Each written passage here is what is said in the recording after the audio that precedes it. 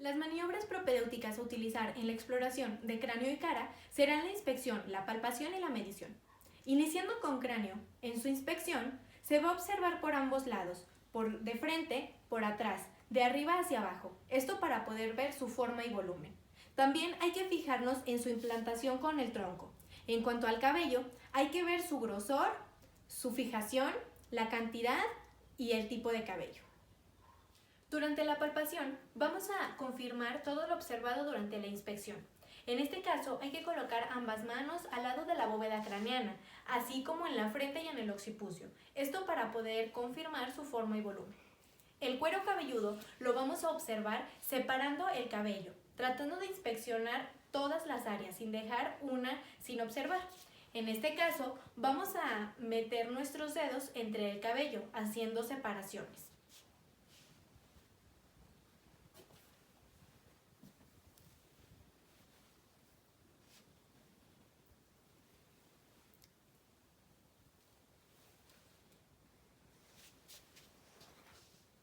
Durante la inspección podemos identificar zonas dolorosas, así como masas, tumores o algún eritema, cicatrices. En este caso se le va a preguntar al paciente si se despierta dolor en alguna área. El cabello lo vamos a palpar colocándolo entre dos dedos, frotándolo para identificar su textura y su grosor. Pero de igual manera podemos colocarlo entre la mano, haciendo un movimiento común. Así igual podemos identificar su resistencia. Es importante identificar áreas de implantación, escasez o abundancia, así como su grosor, color e higiene. Hay que percibir la consistencia y regularidad de la superficie craneana. En este caso hay que hacer palpaciones en toda la superficie. Hay que evitar hacer movimientos rápidos que parezcan como un masaje. Solamente hay que identificar su consistencia. Hay que buscar crecimientos ganglionares en la zona preauricular, retroauricular y occipital, sean palpables o no. En el caso de que se encuentren palpables, hay que estudiarles sitio, forma, textura, consistencia y sensibilidad, es decir, si duelen o no, así como su número. En la medición vamos a hacer uso de una cinta métrica flexible. Para la circunferencia del cráneo hay que tomar como base el punto más alto de la frente y del occipucio. En pacientes que tengan abundancia de cabello, hay que hacer presión sobre el cabello, pero sin dañar al paciente. En este caso tenemos un diámetro de 52 centímetros. Para los diámetros transversal y anteroposterior se va a colocar la cinta métrica entre los dedos índice y medio de un lado y de los dedos anular y meñique del otro.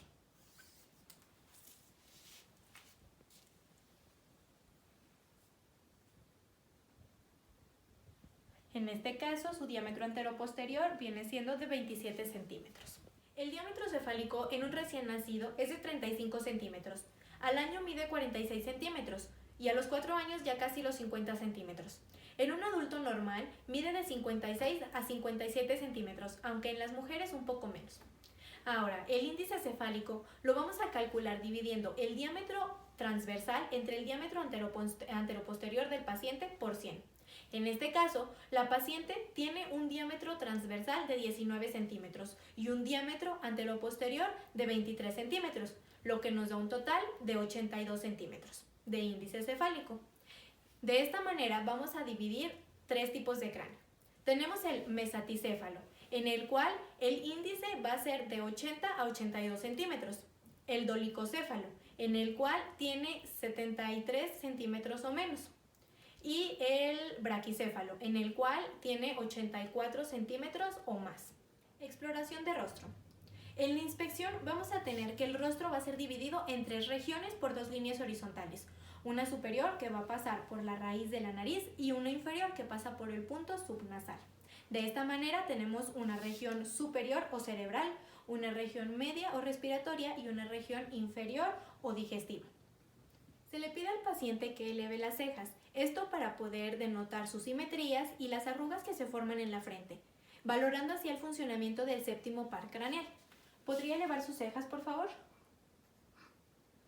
De perfil vamos a observar la línea facial, la cual se forma uniendo el punto supranasal y subnasal. Es más o menos así. Y vamos a tener el ángulo facial, el cual se forma con la unión de la línea facial y la línea nasoauricular, la cual está formada por la unión del punto subnasal y el orificio del conducto auditivo externo. Es importante observar la frente del paciente. En este caso hay que tomar importancia en su inclinación, amplitud y tamaño. De igual manera con las cejas, viendo su forma, abundancia y dirección de los pelos. La palpación nos va a permitir identificar puntos dolorosos a causa de los senos paranasales, por ejemplo. En este caso, los senos maxilares los vamos a palpar de esta manera.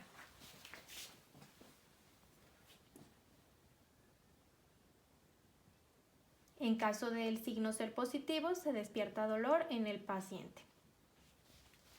También podemos identificar la presencia de edema. En este caso se hace compresión con 2 dedos en alguna parte de la cara. En caso de que haya presencia de edema, la marca o la compresión se queda marcada. Para evaluar la sensibilidad vamos a hacer uso de un hisopo. En este caso, en ambas semicaras. Vamos a hacer reflejos en las 3 regiones inervadas por el nervio trigémino para ver si hay sensibilidad.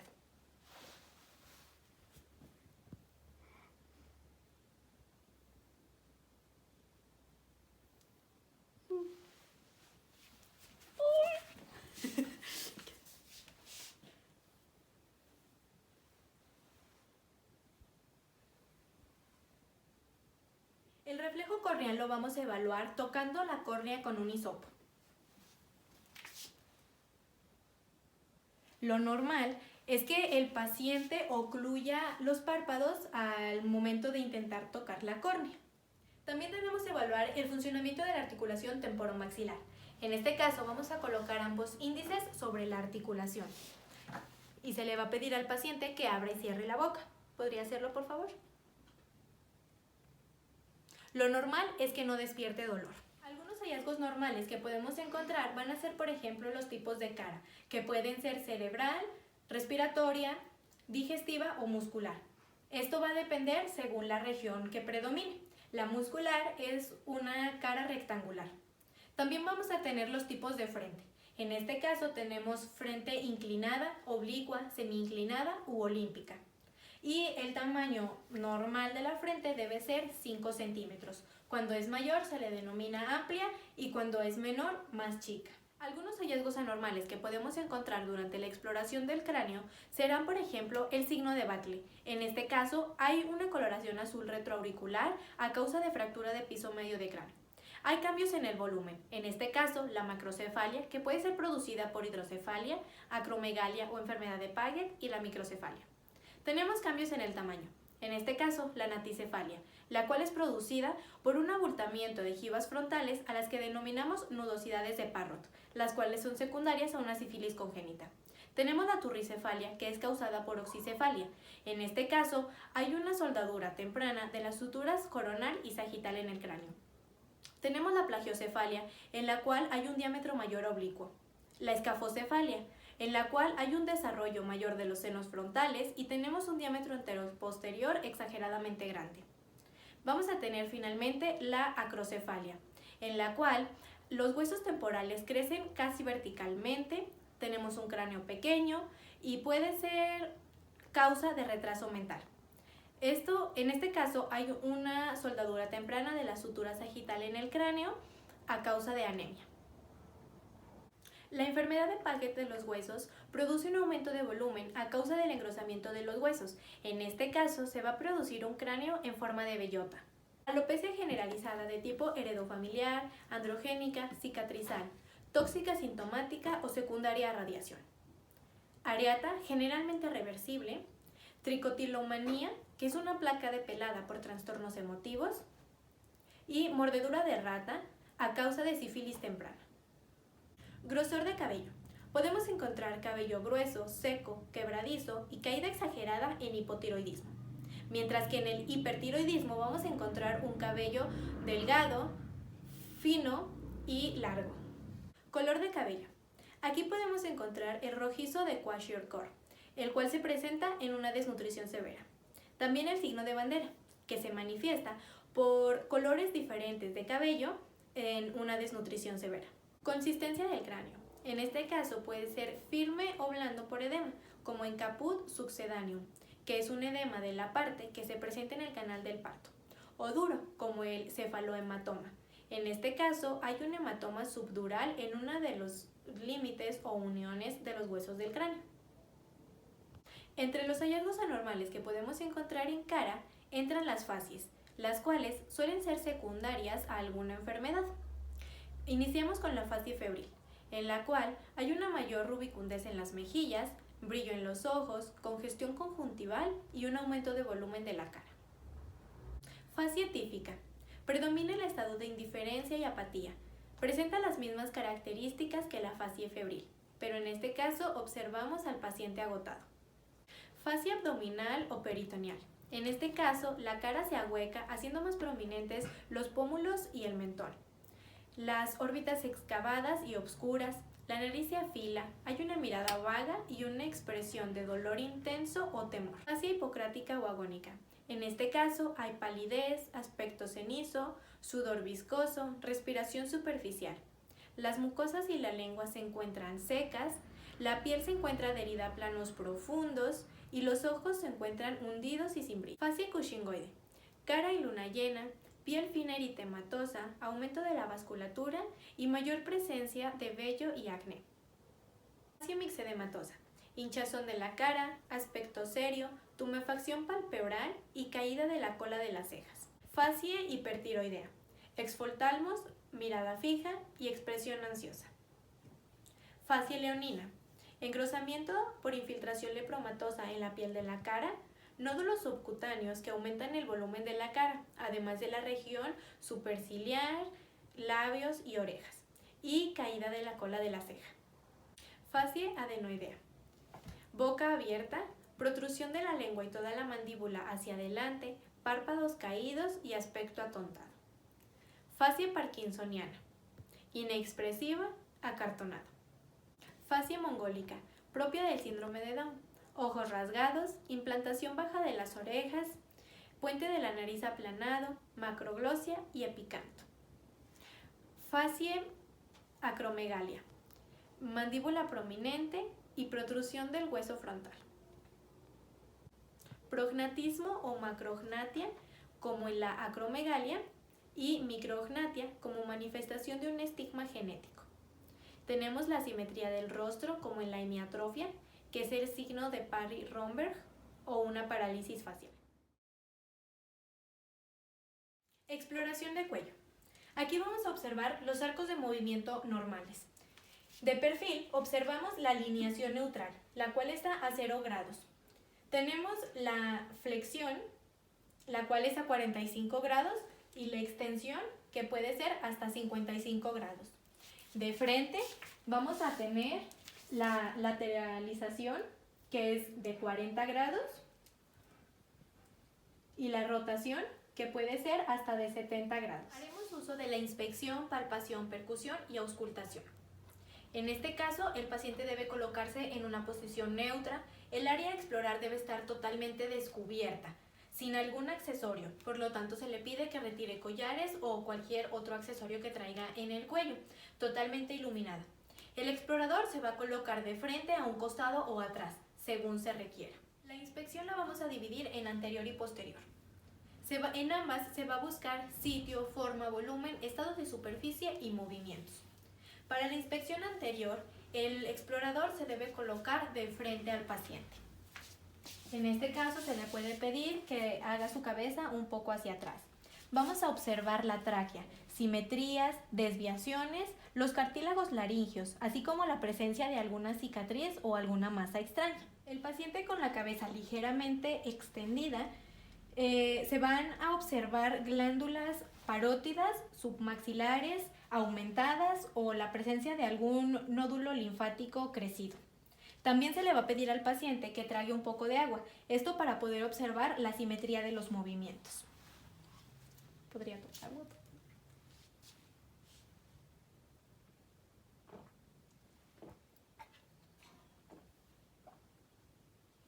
En caso de existir la presencia de alguna masa extraña, algún aumento de volumen o un nódulo linfático, se debe observar si hay movimiento cuando se traga el agua. Tenemos movimientos activos. En este caso vamos a evaluar la flexión. Se le va a pedir al paciente que toque con el mentón su pecho. La extensión, que toque la espalda con la nuca. Para evaluar los movimientos activos, se le va a pedir al paciente que haga la flexión. En este caso debe tocar con el mentón el tórax. La extensión, debe tocar la espalda con la nuca. Lateralización, debe tocar su hombro con el conducto auditivo externo sin elevar el hombro.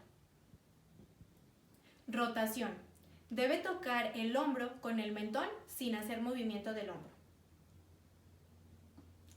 Y rotación en eje vertical, debe mover su cabeza hacia la derecha y a la izquierda. En la inspección de la cara posterior, vamos a pedirle al paciente que incline su cabeza un poco hacia adelante. En este caso hay que observar sitio, forma, volumen, estado de superficie y movimientos. Pero lo más importante es observar la alineación de las vértebras cervicales. Los movimientos pasivos corresponden a los mismos que los movimientos activos. En este caso se le va a explicar al paciente que las manos se van a colocar a los lados de su cabeza y sin oponer resistencias debe realizar los movimientos, los cuales van a estar realizados por el médico. Flexión, extensión, lateralización, rotación, rotación en eje vertical. Movimientos contra resistencia. En este caso, el paciente realiza los mismos movimientos antes hechos, pero el explorador opondrá resistencia ante ellos. Esto para poder evaluar la fuerza de los músculos. Podrá realizar flexión, extensión, lateralización, rotación, rotación en eje vertical. La palpación de los ganglios es preferible hacerla primero de un lado que del otro. Se debe fijar la cabeza del paciente mientras se palpan las cadenas ganglionares. De igual manera es importante invertir las manos conforme se cambia de lado. Los ganglios que podemos encontrar en el cuello van a ser los preauriculares, los retroauriculares, occipitales, cervicales superficiales, cervicales posteriores, supraclaviculares, tonsilares, submaxilares y mentonianos. Para la palpación de los ganglios submentonianos, se va a inclinar o flexionar levemente la cabeza del paciente. Con los dedos índice y medio se proceden a hacer pequeños círculos por debajo del mentón, a manera de identificar alguna masa creciente.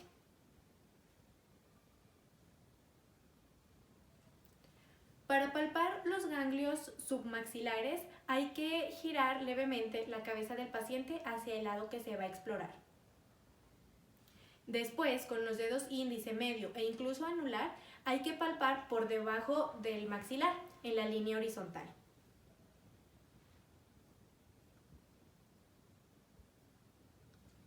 Para los ganglios tonsilares, hay que girar de igual manera un poco la cabeza del paciente hacia el lado a explorar. En esta ocasión hay que introducir los dedos, igual índice, medio e incluso anular, en el borde o en la unión del maxilar.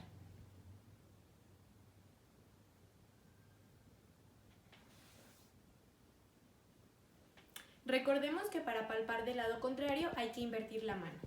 Para la palpación de la cadena cervical superficial, hay que girar la cabeza del paciente hacia el lado contrario que se va a explorar.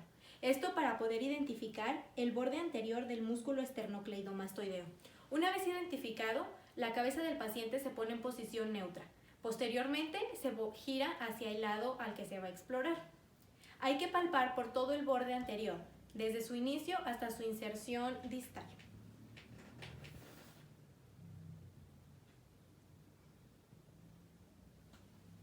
la palpación de la cadena cervical posterior o cadena del nervio espinal, la cabeza del paciente debe permanecer en una posición neutra. En esta parte hay que palpar el músculo trapecio, desde su inserción lateral hasta su inserción medial.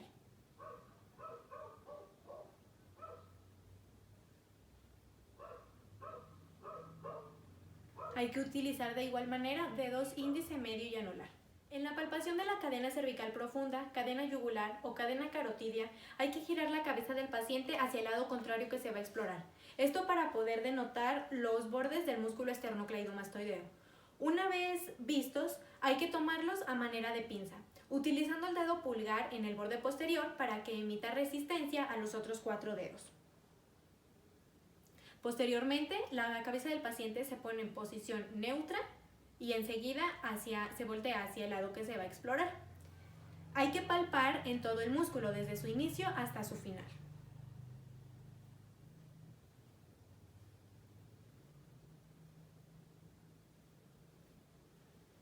Para palpar los supraclaviculares, hay que tener al paciente en una posición neutra, pero esta vez se le va a pedir que eleve su hombro y lo lleve hacia adelante. ¿Podría hacer eso, por favor? De manera que se le forme un hueco en esta parte. Hay que palpar con 3 dedos o 2 dedos, según se necesite, desde la articulación esternoclavicular hasta la articulación acromioclavicular.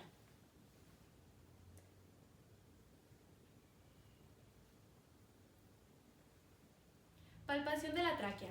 Habrá una palpación posterior y una palpación anterior. En la palpación posterior vamos a utilizar la maniobra de Kervine. En este caso vamos a colocar nuestras manos alrededor del cuello del paciente. Los pulgares deben quedar en la parte posterior. Podemos utilizar de referencia la apófisis espinosa de la séptima vértebra cervical y el índice y medio en la parte anterior, por debajo del cartílago cricoides, encima del hueco supraesternal. Se le va a pedir al paciente que tome un sorbo de agua para poder identificar cómo el istmo se desplaza junto con la tráquea al momento de la deglución. ¿Podría tomar un sorbo de agua?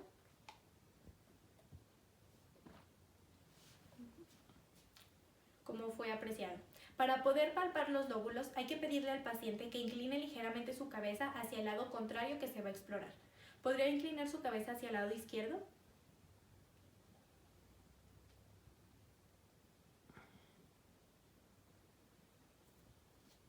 En la palpación anterior, el explorador debe colocarse de frente al paciente. De igual manera, vamos a colocar nuestras manos alrededor del cuello del paciente, pero en esta ocasión los pulgares deben ir en la parte anterior y el resto en la parte posterior. Los pulgares van a explorar cada lóbulo alternadamente. En este caso se van a invertir, es decir, el pulgar derecho explorará el lóbulo izquierdo. Y para esto se le va a pedir al paciente que incline su cabeza hacia el lado contrario. ¿Puede inclinar su cabeza hacia el lado izquierdo?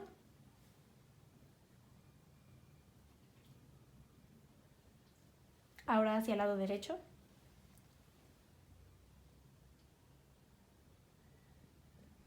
Maniobra de la Hay.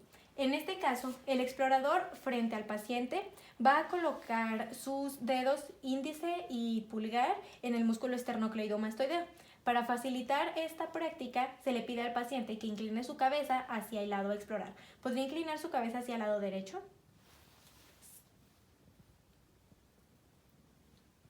Hay que hacer movimientos hacia arriba y hacia abajo, esto para poder identificar cambios en su forma y volumen. Además, con el pulgar contrario se hace un movimiento de la tráquea. Tenemos el signo de Moore. En este caso, al hacer un movimiento de la tráquea, se va a escuchar un tipo de crepitación. También podemos utilizar la maniobra de Furstenberg. En este caso, es únicamente utilizable en el caso de plétora yugular. Vamos a poner o a comprimir a la yugular con los dedos índice y medio en su parte superior. El calibre de la vena debe disminuir. Si no es así, significa que hay algún impedimento que no permite el retorno venoso. En la palpación posterior del cuello, lo principal es identificar las apófisis espinosas de las vértebras cervicales.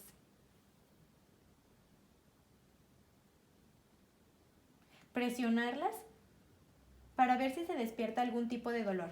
En caso de que sea así, podemos identificar exactamente de dónde viene el dolor. De igual manera, hay que seguir inspeccionando masas musculares, temperatura, movimientos, consistencia y la existencia de masas anormales. Se le va a pedir al paciente que incline su cabeza un poco hacia adelante y vamos a comprimir entre dos apófisis espinosas. Lo normal sería no despertar dolor en esta maniobra. Ahora, vamos a hacer presión sobre la superficie craneana en dirección vertical, colocando nuestras manos sobre los parietales. Lo normal, de igual manera, es no despertar ningún tipo de dolor. La percusión de cuello va a ser utilizada únicamente en alguna patología de la columna vertebral. En este caso, se va a percutir directamente sobre las apófisis espinosas para despertar algún tipo de dolor. En este caso no hay ninguna patología, pero igual vamos a realizar.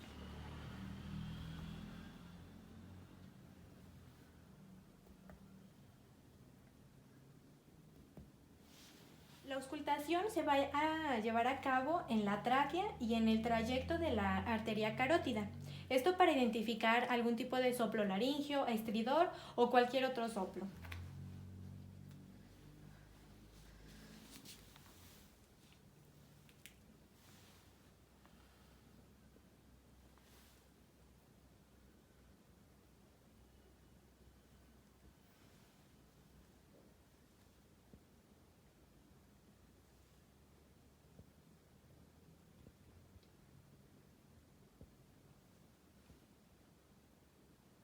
Entre los hallazgos anormales que encontraremos en la exploración de cuello serán: vamos a encontrar una deformidad congénita, la cual es a causa de una soldadura de vértebras cervicales. Es el síndrome de Klippel-Feil, el cual tiene signos característicos. Por ejemplo, cuello corto, disminución en su implantación baja del cabello posterior y parece tener la cabeza pegada directamente al tórax. Tenemos también el síndrome de Turner, en el cual las manifestaciones van a corresponder a los pliegues triangulares a los lados del cuello, desde las apófisis mastoides hacia abajo y afuera, que le dan un aspecto de alas extendidas. Tenemos que los cambios en el volumen pueden ser unilaterales o bilaterales, anteriores o posteriores, y pueden causar simetrías o asimetrías. Es importante mencionar también la caquexia, la cual es una desnutrición severa, que puede hacer parecer que se trata de un cuello muy largo, mientras que el enfisema pulmonar hace parecer que el cuello está acortado. Entre los centrales anteriores vamos a encontrar el quiste dermoide del espacio de Burns, quistes tiroglosos, los cuales pueden ser suprayoideos, ioideos e infrayoideos. Nódulo tiroideo de la pirámide de Laulette, bóceo difuso y nódulos délficos.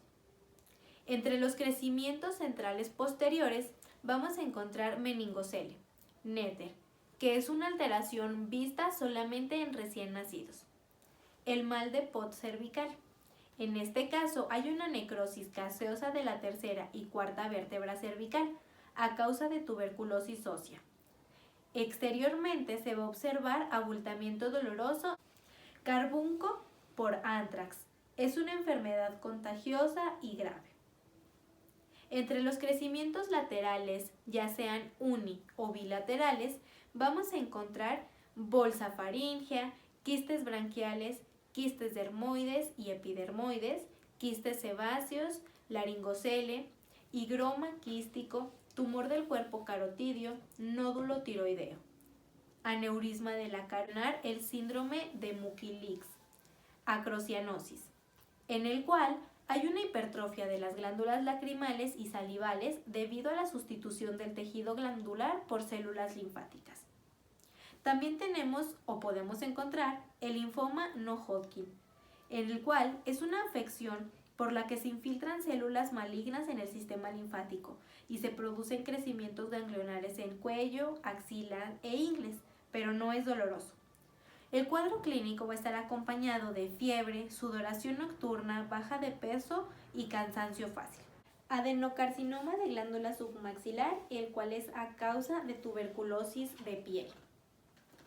En el estado de superficie podemos encontrar eritema, ya sea en zonas de irritación local, inicio de infecciones, quemaduras o por sudoración excesiva.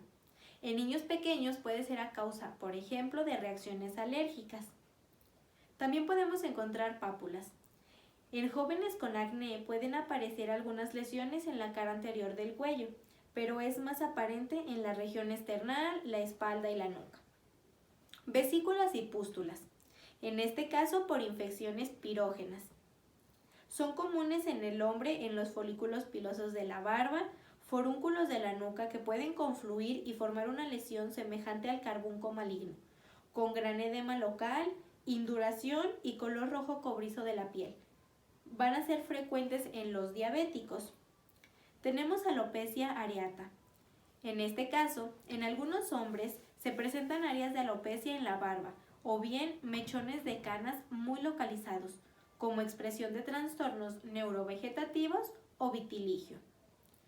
La presencia de cicatrices es muy importante, ya que puede corresponder a infecciones previas, operaciones quirúrgicas, traumatismos o quemaduras.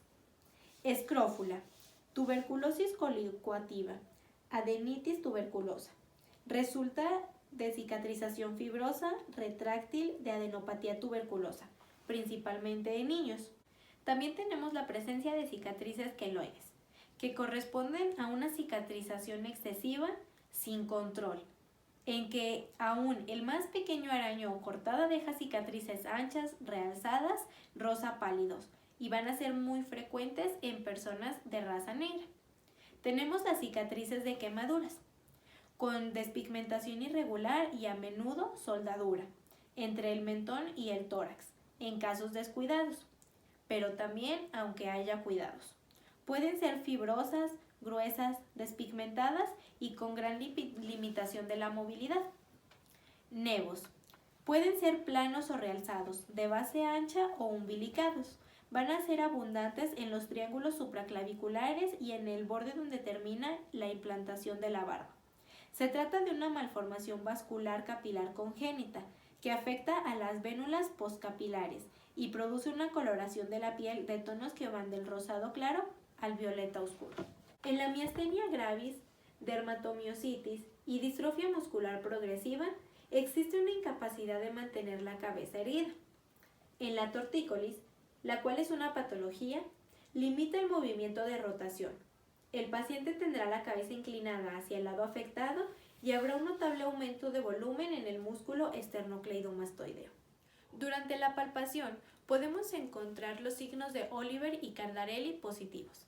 En este caso, se palpa una masa pulsátil en el hueco supraesternal, además de movimientos pulsátiles en laringe y tráquea, los cuales coinciden o van al ritmo con el latido cardíaco. Se presenta en casos de aneurisma del callado aórtico. Ganglio de Virchow o Trozier, el cual es un ganglio grande, único, que se encuentra en el hueco supraclavicular, generalmente izquierdo, e indica metástasis de un carcinoma gástrico. Quiste tirogloso. Pueden ser subioideos. Desaparecen al deglutir y reaparecen con la dorsiflexión del cuello y al abrir la boca. Plétora yugular. Se presenta llenado anormal de la yugular. En los pacientes con insuficiencia cardíaca congestiva, insuficiencia tricuspidia, crecimientos anormales intratorácicos que compriman los de la vena cava superior o cualquier obstáculo al flujo sanguíneo hacia el corazón. En este caso, la plétora yugular puede clasificarse según la altura que alcance en 4 grados. Tenemos grado 1, 1 centímetro por encima del borde clavicular. Grado 2, 2 o 3 centímetros arriba del borde clavicular. Grado 3, ángulo de la mandíbula. Grado 4, apófisis mastoide. Ausencia de pulso carotidio. Se da únicamente en 2 situaciones: fibrilación ventricular o muerte. Signo de Rust. En este caso hay una lesión ósea de las vértebras cervicales. Al hacer presión o compresión en el cráneo, le resulta sumamente doloroso al paciente, y también es este quien sostiene su cabeza en todo momento. Las maniobras propedéuticas a desarrollar en la exploración de boca serán la inspección de labios y mejillas, dientes y encías, lengua y piso de la cavidad bucal, paladar y úvula, tenemos las amígdalas, la orofaringe y la pared posterior de la faringe, la exploración del séptimo par craneal y la exploración del reflejo nauseoso. Es importante considerar que hay que explorar de adentro hacia afuera, de izquierda a derecha y de arriba hacia abajo. Con la mano dominante hay que tomar el abatelenguas y con la mano contraria la luz. También es importante dejar al último la exploración de las amígdalas, la faringe y el reflejo nauseoso. Para la exploración de labios, el paciente debe estar sentado de manera recta, con las manos en los muslos. En caso de que utilice prótesis, hay que pedirle que se la retire. El explorador debe estar de frente. En labios, vamos a fijarnos en su simetría, coloración, estado de superficie, si existe alguna patología y el aumento de volumen. Para poder explorar la parte interna de los labios, hay que pedirle al paciente que abra ligeramente su boca. Y con un abatelenguas vamos a retraer el labio.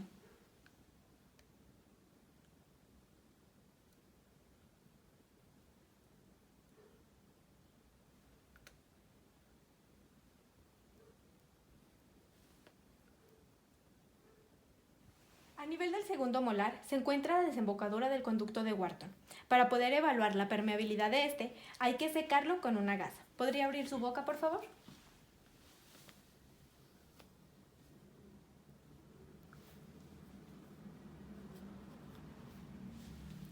Ahora se le va a pedir al paciente que piense en cítricos.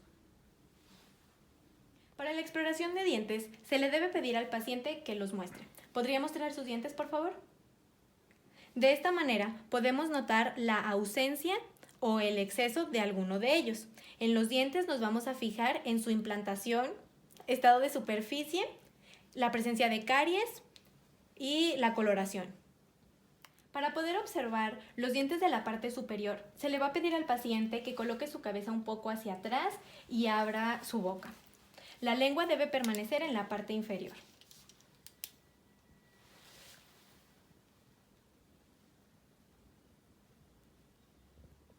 Para poder evaluar los de la parte interior, hay que pedirle al paciente que de igual manera su cabeza esté un poco hacia atrás, pero esta vez con la punta de su lengua toque el paladar.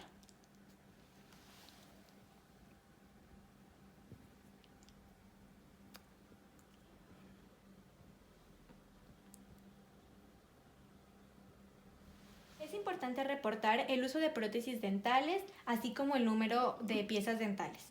Para poder valorar las encías vamos a hacer uso de un abatelenguas. Se le pide al paciente que abra ligeramente su boca y hay que retraer con el abatelenguas el labio. En las encías hay que observar su coloración, estado de superficie, volumen e implantación. Para la inspección de la lengua hay que pedirle al paciente que abra su boca. Asistidos con una abatelenguas, hay que mover esta a todos lados. De ser necesario y si es más cómodo, se le puede pedir al paciente que la mueva. ¿Podría tocar con la punta de su lengua el paladar?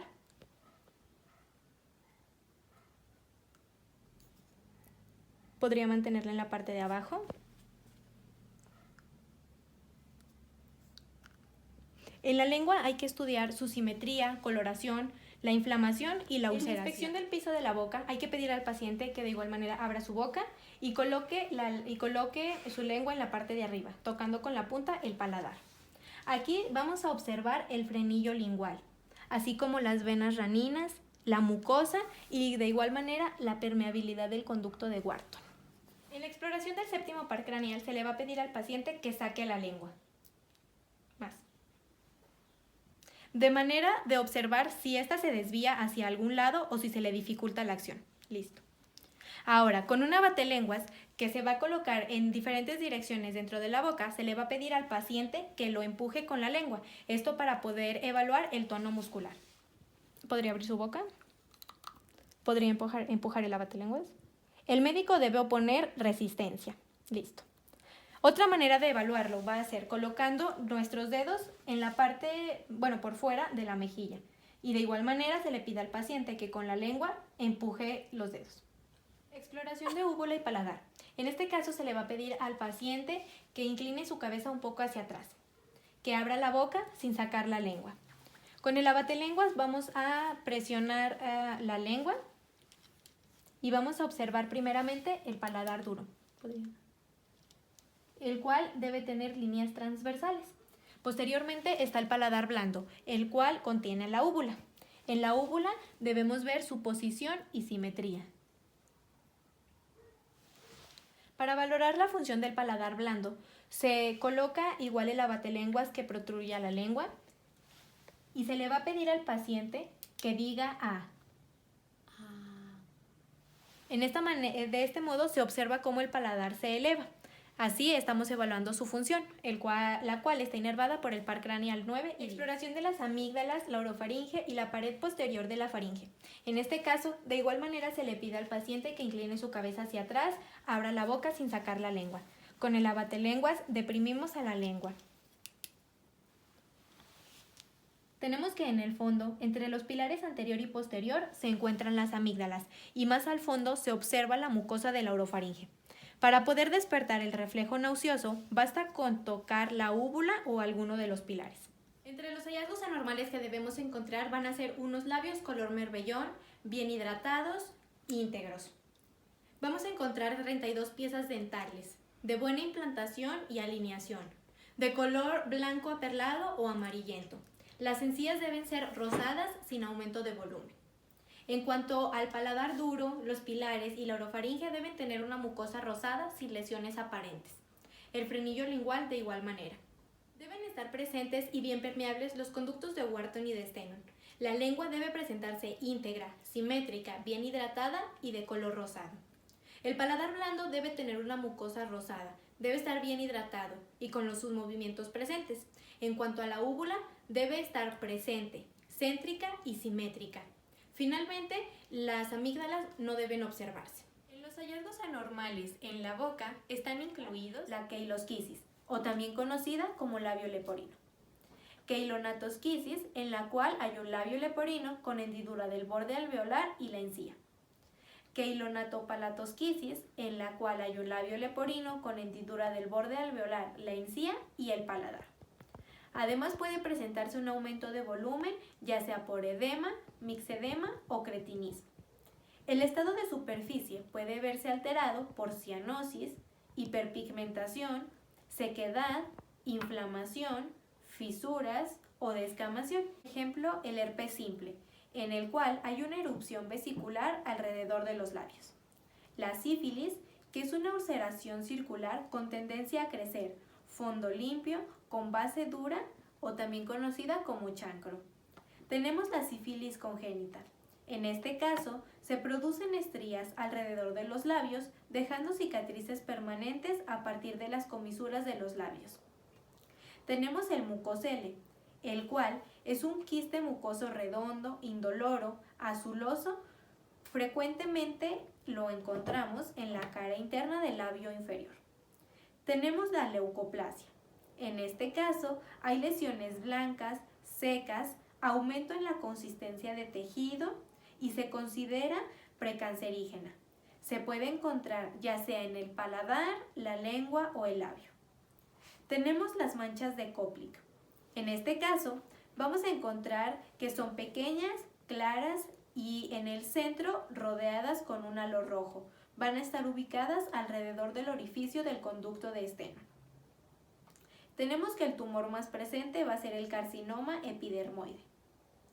En las encías vamos a encontrar excesivo desarrollo del frenillo labial con hiperplasia fibrosa, provocando mala articulación de las palabras. La gingivitis causa dolor local, enrojecimiento, aumento de volumen del borde libre, friable y fácilmente sangrable. La gingivorragia es una hemorragia del borde libre. Finalmente, la boca de trinchera es una gingivitis severa, aguda o crónica, la cual involucra amígdalas y faringe. Puede causar necrosis local. En este caso, se forma una membrana grisácea en el borde de la encía que sangra fácilmente y las papilas interdentales se ulceran. Para terminar, puede haber presencia de pigmentaciones obscuras en el borde gingival por plomo, o también conocido saturnismo. Los hallazgos anormales en los dientes van a ser la anodoncia, en este caso, ausencia total de la dentición decidua o permanente. Hipodoncia, que es la disminución en el desarrollo dentario. Dientes supernumerarios, que se refiere a cualquier pieza dentaria que excede el número de 32 en la dentición permanente. Algunos defectos en la formación del esmalte van a ser, por ejemplo, manchas cafés, que son por exceso de flúor en agua potable en los primeros años de vida. Coloración amarilla, que puede ser a causa de depósito de bilirrubina en niños con ictericia o administración de tetraciclinas. Tenemos opalescente, que es una coloración grisácea opaca por gasto excesivo. Involucra ambas denticiones. Y las caries. En este caso, se inician con una ulceración del esmalte, avanzando hacia dentina y pulpa. Son de color amarillas, cafés o negras y son la causa más frecuente de la pérdida de piezas dentarias, además de que son causantes de un dolor extremo y cambios de temperatura y sustancias. Tenemos también los dientes de Hutchinson, que son debido a sífilis congénita. En este caso, los molares van a tener forma de moras con tubérculos prominentes en su corona. Los hallazgos anormales en el piso de la boca van a ser la anquiloglosia. En este caso, el frenillo lingual es muy grueso y largo. Y la angina de Ludwig, que consiste en un flemón del área submandibular que se extiende hasta el hueso hioides. Generalmente es a causa de heridas del piso de la boca. Los hallazgos anormales en la lengua son los siguientes. En cuanto a su forma y volumen, vamos a encontrar la macroglosia o megaglosia, que es frecuente en hipotiroidismo congénito o adquirido. Tenemos también la microglosia, la cual es una disminución del tamaño por deshidratación. En el estado de superficie vamos a encontrar varios tipos de lengua. En este caso, lenguas varicosas, en el que la superficie de la cara ventral es lisa, brillante y permite apreciar el frenillo. Tiene dos venas longitudinales a los lados que son muy prominentes, con varicosidades que forman la llamada lengua en caviar.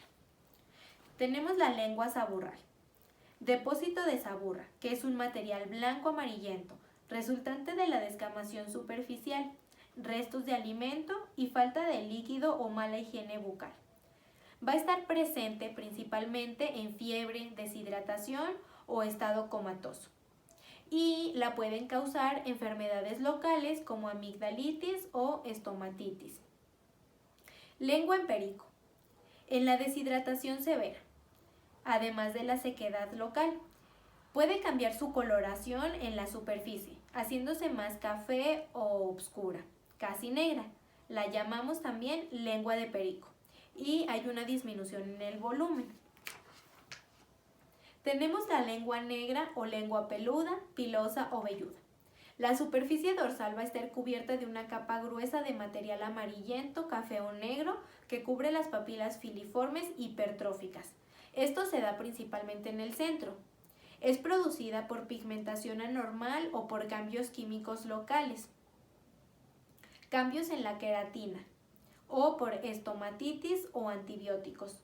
Va a ser producida principalmente por la elongación de las papilas filiformes y su etiología es desconocida. Tenemos la lengua escrotal, la cual es llamada así por su similitud a la piel del escroto. Lengua fisurada o estriada. En este caso, hablamos de una anomalía congénita. Existen profundos surcos que corren en sentido longitudinal en el dorso de la lengua. Van a ser más aparentes en la punta. Es asintomática y sin consecuencias, salvo que causa sensibilidad aumentada a comida muy condimentada. Lengua geográfica. Es una alteración epitelial de descamación crónica. También es conocida como eritema migrans o rash alternante. Es comúnmente en niños. En este caso, vamos a encontrar áreas de la lengua en forma irregular de denudación, bordeada por papilas alteradas que aparecen blanquecinas, mientras que en el área de denudación va a ser rojo vivo. Las áreas crecen, confluyen y cicatrizan después de varios meses. La apariencia que da es de un mapa. Por lo tanto, se le conoce geográfica. Glositis romboidea media. Alteración congénita durante la unión final de los segmentos laterales de la lengua. Aparece una zona romboidea u oval, central y longitudinal en el tercio medio de la lengua, resaltada, de color rojo vivo. Carece de papilas en su superficie y con frecuencia a una infección crónica por cándida. Úlcera traumática de la lengua. En este caso es causada por el borde filoso de un diente cariado o roto. Tenemos también la lengua lobulada, lengua vidriada, glositis luética, glositis esclerosa, glositis intersticial o lengua lobulada sifilítica.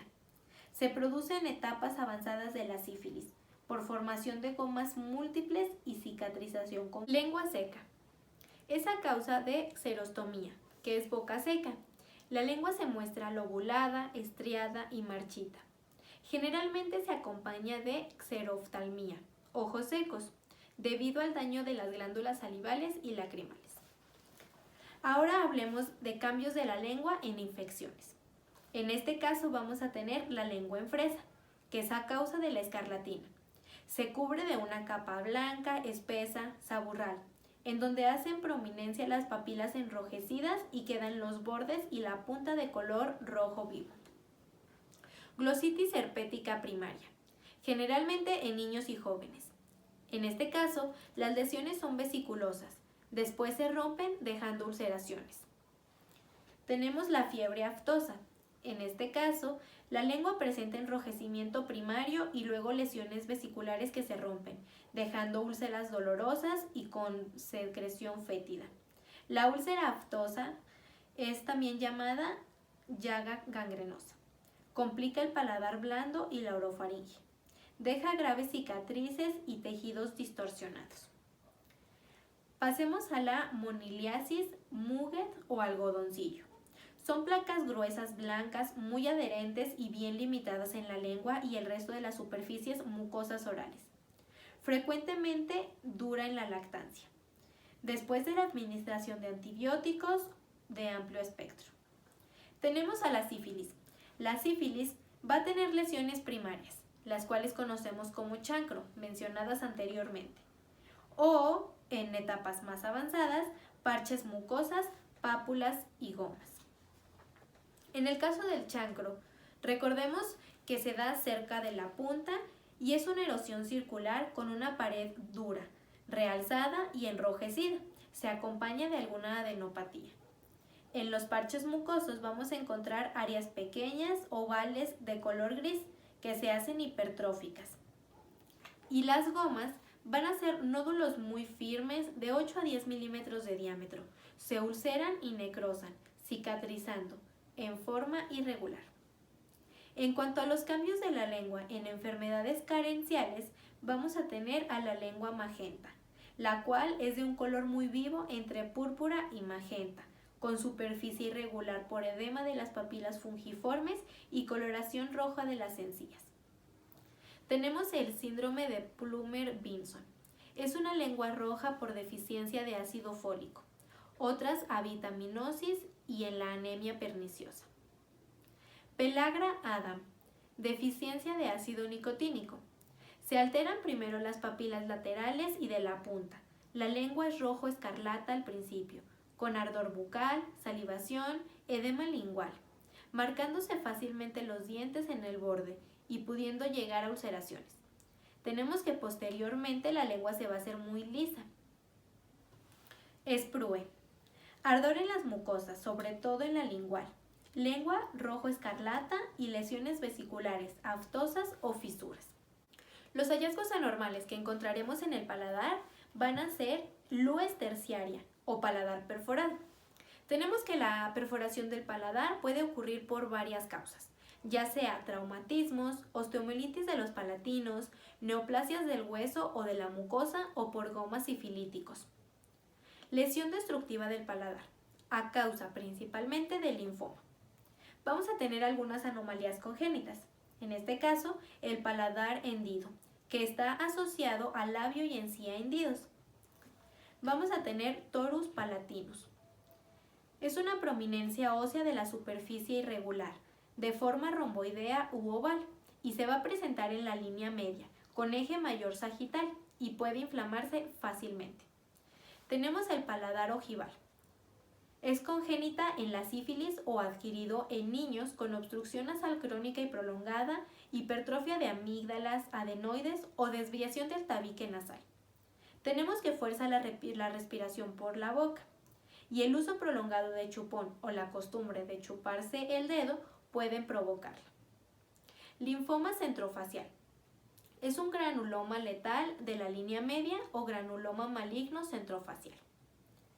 Las anomalías de la úvula pueden ser ausencia, longitud excesiva o bifurcación de la misma, pero también pueden ir asociados de acuerdo a su movimiento. Si recordamos, está inervada por el plexo faríngeo, el cual va a estar formado por ramas del 9º y 10º par craneal. Entonces, tenemos que una parálisis unilateral de la úvula va a provocar que ésta se desvíe hacia el lado sano. En la parálisis vulvar, bilateral o nuclear, la úvula estará completamente inmóvil, mientras que en la parálisis supranuclear o pseudovulvar podrá despertarse respuesta motora por estimulación directa. Tenemos que en la miastenia gravis va a haber una pérdida total del reflejo nauseoso. Tenemos, por ejemplo, la amigdalitis aguda, en la cual hay un aumento de volumen con coloración de rojo intenso, puntos de colección purulenta en las criptas. Las lesiones pueden confluir con ulceraciones grandes cubiertas de exudado purulento, grueso y adherente. Tenemos la amigdalitis crónica, en la cual hay un crecimiento amigdalino importante, con superficie irregular por la cicatrización de las criptas. Tenemos la difteria, la cual produce membranas purulentas grisáceas, muy adherentes, que se extienden hasta el paladar, el istmo de las fauces, la laringe, y tienen un olor muy característico a putrefacción. En el cáncer epidermoide, la lesión firme, indurada, de bordes irregulares, manchas ulceradas, fácilmente sangrante. Es de base ancha y tiene tendencia a extenderse. Es la primera neoplasia con frecuencia. Finalmente, el linfosarcoma. Gran crecimiento amigdalino, manteniendo la superficie intacta por un tiempo largo. Está limitado dentro de la fosa amigdalina. Caso, faringitis aguda, en la cual hay un enrojecimiento intenso de la mucosa, elevaciones circunscritas que se hacen más aparentes y de color más rojo y con edema. Tenemos la faringitis crónica, en la cual hay una mucosa enrojecida menos intensa, persiste la hipertrofia de los folículos linfoides y hay una irregularidad de la superficie. En cuanto al aliento, podemos encontrar halitosis, que es mal aliento. Puede ser producido por trastornos sistémicos asociados a infecciones o metabólicos. Tenemos hedor hepático, el cual es el aliento característico en el coma hepático. Aliento pútrido. En este caso hay un trastorno metabólico asociado a hipoacidez o estasis. Aliento cetónico. Es el aliento característico en la acidosis diabética. En este caso hay un olor característico a frutas, principalmente manzana. Aliento a hierba recién cortada. Es propio de pacientes con fenilcetonuria. Aliento urémico. Es el aliento a orina y está presente en pacientes con insuficiencia renal.